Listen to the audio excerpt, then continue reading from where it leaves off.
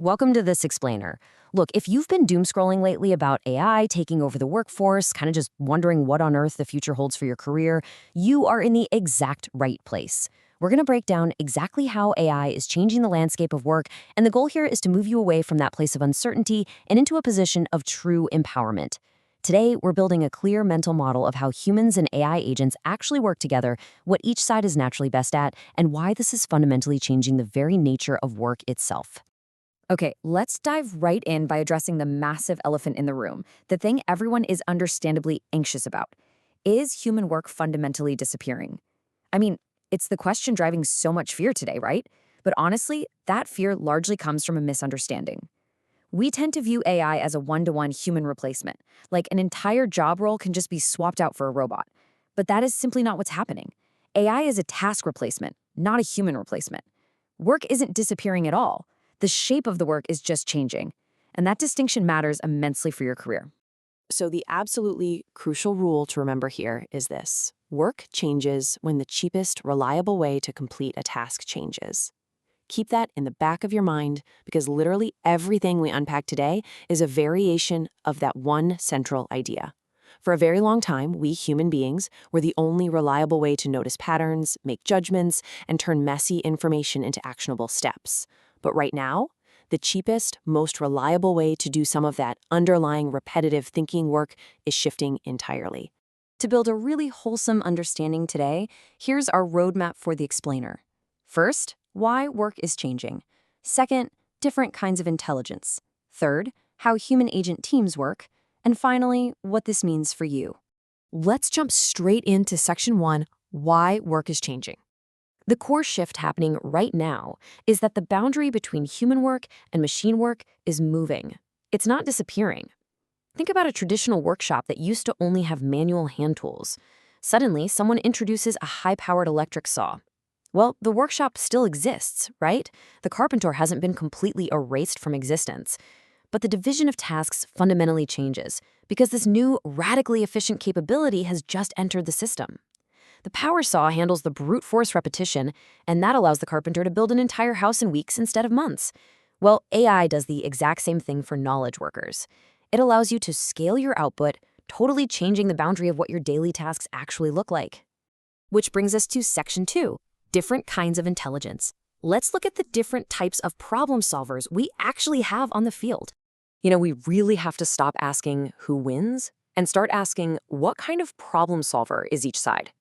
Humans are meaning makers. We are incredibly good at answering questions like, hey, what actually matters here? Or what feels a bit off about this? Think of a human like a brilliant editor focusing on purpose. AI, on the flip side, is a pattern engine.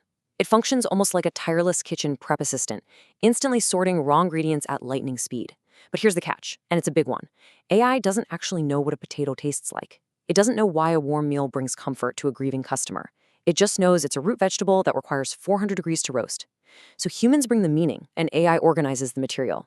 When you map out our workplace needs side by side, the division becomes crystal clear. If a task demands sheer speed, volume, and pattern recognition, AI is hands down the cheapest, most reliable way to scan and draft at an immense scale. It multiplies our throughput. But when throughput rises, the bottleneck simply shifts. The bottleneck suddenly becomes, can we choose well and act wisely? And that is exactly where humans come in. An algorithm can easily calculate a probability, sure, but an algorithm cannot sit in a boardroom and say, I stand behind this decision. When the goal is completely unclear, when tough trade-offs are required, and when deep trust and accountability are on the line, human strength literally cannot be outsourced. Moving right along to section 3, how human agent teams actually work. Let's see how this dynamic plays out in the real world. Instead of seeing AI as this totally separate, competing worker, try visualizing a pilot and an autopilot system.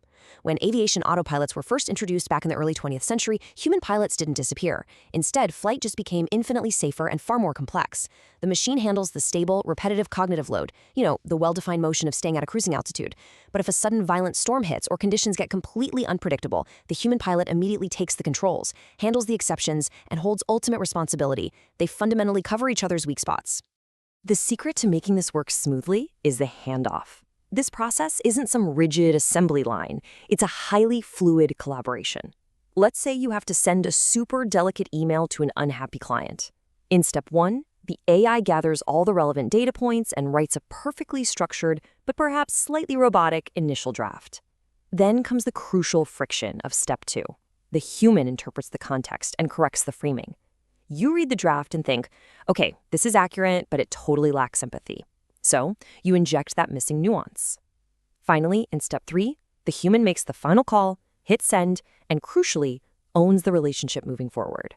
Let's look at a really concrete example of this. Imagine the sheer mental fatigue of a customer support agent typing, "Your package is on the way," 50 times before lunch. AI completely absorbs that drudgery. The machine takes the first pass at all those routine queries. But this means the human agent's day is now filled almost entirely with complex, highly emotional escalations, angry customers, and nuanced policy ambiguity. It absolutely elevates the job from a simple responder to a high-level resolver, but it also fundamentally changes the kind of mental and emotional stamina that's required to actually do the work. We're seeing the exact same shift happening in analytics and product management. AI can effortlessly chew through a million rows of user data to find a 2% drop in app engagement. It quickly surfaces the anomalies, but only the human product manager holds the actual business context to know, oh, that drop is simply because of a real-world holiday weekend or maybe a shifting cultural trend. The AI provides the what, totally freeing the human up to ask the essential framing questions. Is this actually meaningful? What trade-off is acceptable here, and what should we actually build next? And that leads us to our final part, section 4, what this means for your future. Because AI absorbs all that tedious in-between labor, your personal value shifts upward. To put it simply, you transition from being the engine to being the steering wheel. Your professional worth is no longer measured by how many words you can type in an hour or how many spreadsheet cells you can manually update. Your value now comes from directing the AI, verifying its output, setting the strategic goals, and managing the overall cognition of the workflow. You're moving away from rote execution, and you're moving toward decisions, context, and genuine human relationships. I want to leave you with a provocative question to empower your next steps. As you look at your to-do list right now, which parts are just basic pattern recognition meant for a machine, and which parts carry the deep meaning, judgment, and trust that only you can provide? Once you can answer that, you stop reacting to the future of work, and you actively start leading it. Thank you so much for joining me for this explainer, and I really hope this helps you clearly see your incredible, irreplaceable value in the new workforce.